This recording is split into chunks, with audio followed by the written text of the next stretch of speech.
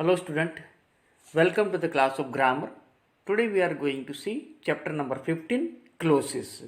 The students who are not coming to the school till now, please watch the video carefully, listen it so that you can understand the concept about clause. Here two things we have to learn others also means I would like to ask you that what is mean by finite verb, because this word is important for understand clause. Okay, at first I am going to give you the definition about a clause. What is clause? We know that a clause is a group of words which forms part of a sentence and which contain a subject and a predicate. The predicate may be a single finite verb or it may be a set of words which contain a finite verb. Now here what the most important question is, what is finite verb? Listen, because you have already gone through this or learned this concept in standard 7 also. There also you learn about finite verb and non-finite verb. Here again I am going to repeat one time more. Finite verbs are the verb which change according to person, number and tense. Again I am going to repeat you. Finite verbs are the verb that change according to person, number and tense. Here now you see these two examples. Birds sings. Birds. Plural form is there, birds. Subject is plural. So verb is sing. Verb is singular, sing. In the simple present tense, you know that if the subject is plural or I, we, you, they, then we use base form of the verb sing. Here this is of a single finite verb. The predicate is made up only single finite verb or consists only single finite verb. In the second sentence you see, I have a remote controlled car. I is a subject and have a remote controlled car, remote controlled robot is a predicate. Have is a verb here. A clause needs to have a finite verb. Clause must have a finite verb. Keep in the mind. He writes every day. He writes home every day. Now here he third person singular, subject is third person singular. So verb is writes. W-R-I-T-E-S, writes. Because if the subject is third person singular, then we add s or es to the base form of the verb writing while writing in the present tense. They took the chairs out into the garden. Here you see what is the verb took. Now it is past tense of the past form of the verb take. So in the first sentence base verb is a write, but here we have to use writes because subject is third person singular. In the second we have to use past form of the verb. That means in the clause there is a finite verb. Finite verb, here you can see that verb is changed according to in the first example with because of the sub person and in the second because of the tense. Finite verb carry tense and change according to person and number. So given below are the list of the finite and non-finite verb form. Finite verbs are present tense forms and the past tense forms. And non-finite, the infinitives. There are two type of infinitives.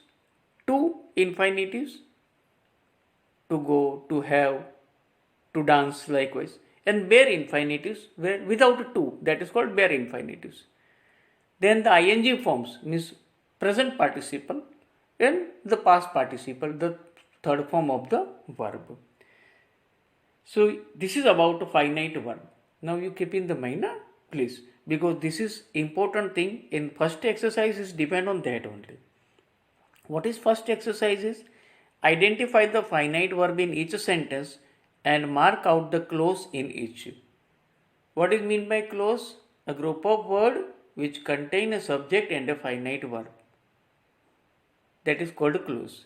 And what is finite verb? Which going to change according to person, number and tense. First one, everybody left after the ceremony. Here the finite verb is left and the entire sentence is a clause. Everybody left after the ceremony. Inviting your cousin was a terrible idea. Here also only one clause is there and finite verb is was. In third also, I love eating paratha. Here finite verb is love and one clause is there only. They expect that Tina would do all the work. Now here two finite verbs are there. Which are they? Can you guess anyone? No? Okay. Expect and do. And the clause also too. They expect. That is clause. Tina would do all the work.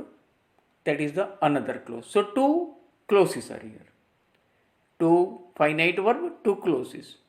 Same way in the fifth sentence also. Rohit believes that Seema is beautiful. Two finite verb, believes and is. Rohit believes is the first one clause. That Seema is beautiful is the another clause. Okay.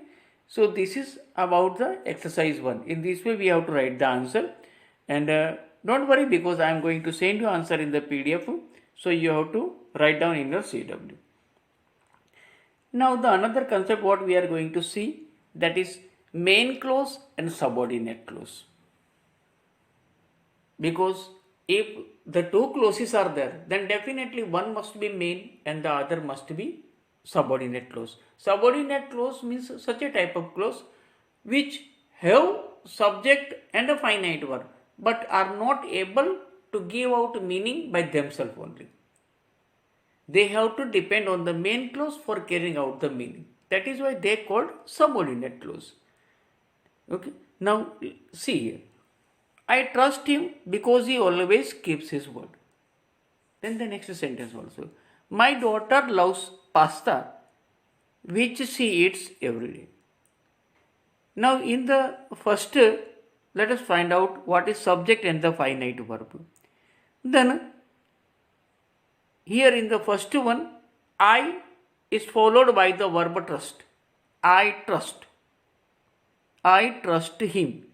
And later the subject he is followed by the word keeps. Two clauses are there. As two finite verb is there. In the first, trust, and then in the second, keeps.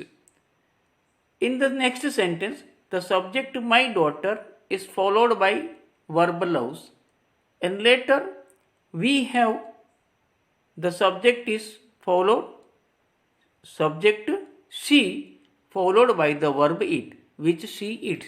So subject is she followed by eats, finite verb eats. Now each of these sentences contain two subject and two finite verb. Therefore each sentence has two clauses. See which two clauses are. I trust him, that is the first clause. Second clause is because he always keeps his words. Then in the second sentence, my daughter loves pasta which she eats every day. So the first clause in which in each sentence make the complete sense. I trust him. A sentence, while reading the sentence, I trust him, make out the sense of its own. So we can say that it is a main clause and it's not depend on the other. Independent clause in the other word. Whereas you read this, because he always keeps his words. Now because he always keeps his word is what? Here something we are missing. We are not getting the complete sense of the clause. So this is dependent clause, because to make out the sense, because he always keeps his word, he must have to take support of I trust him. if this sentence is closes this with this, that I trust him because he always keeps his words, then we can get the meaning. Likewise, in the same way, in the second, my daughter loves pasta. Here, its complete sense is there. My daughter loves pasta. Which she eats every day. Which she eats every day. Which she eats every day. What is which she eats every day? Sense is not completed, not giving out meaning by itself. So it is dependent clause. It needs the support of the first main clause. My daughter loves pasta. Okay. So this is about main clause and subordinate clause. Where there are two finite verbs, definitely two clauses are there, and in that one is the main clause and the another is the second clause. Subordinate clause.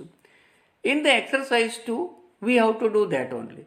Identify the main clause and the subordinate clause in each of these sentences. The old man picked up the bottle that was lying on the garden. Now, let us separate the two clauses. The old man picked up the bottle. That is the first clause. Second clause is that was lying on the ground. Now, you yourself think. The old man picked up the bottle. We are getting the clear sense. Yes, no? Yes. Then it is main clause. That was lying on the ground. Now that was lying on the ground. What is lying on the ground? Question is there. It's not giving out the complete sense. So it is dependent clause or subordinate clause. Okay. So you have to write answer. How you have to write answer? I am going to send you in the PDF.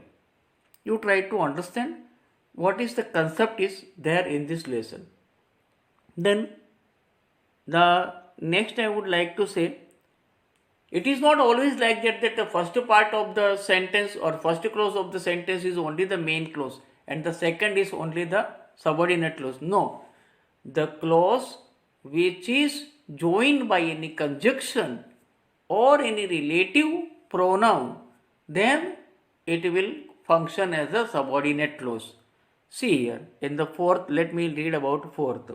When we were in the Mumbai, we always walked to the school.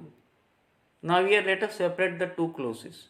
When we were in Mumbai, because here we and were, subject and finite verb is there. When we were in Mumbai. Second part, we always walked to school. Here we subject and walked is the finite verb. Now say, what is the main clause? Here the main clause is, we always walk to school, because this is independent one and gives out the meaning by itself. We always walk to school. If we are going to read this, when we were in Mumbai, what? Not giving out complete sense. So this is subordinate clause, when we were in Mumbai. Okay, so in this way you have to separate, you have to write down the clause and you have to tell whether it is a main clause or subordinate clause. This lesson is big one, so here I am going to stop with this, and in the next period you will get the another part. In the part 2 we will going to complete the entire lesson. Okay, till the time you are please, and the answer in which I am sending in the PDF, you please note down in your CW and be ready for the next video. Here I am going to send you the entire lesson also. So you, if you are at home, if you may not have textbook, you can have a chance to read out the lesson, because then after some interesting things are there. How many types of subordinate clauses are there? What is subordinate clause? That I told you. I explained that the clause which is depend for its meaning on the another main clause, that is called subordinate clause. And then what type of subordinate clauses are there? Such as a noun clause, then adjective or relative clause, that we will see in the second video. Till the time you read the lesson and write down all this exercise to exercise in your CW. Okay guys, okay then, goodbye, thank you.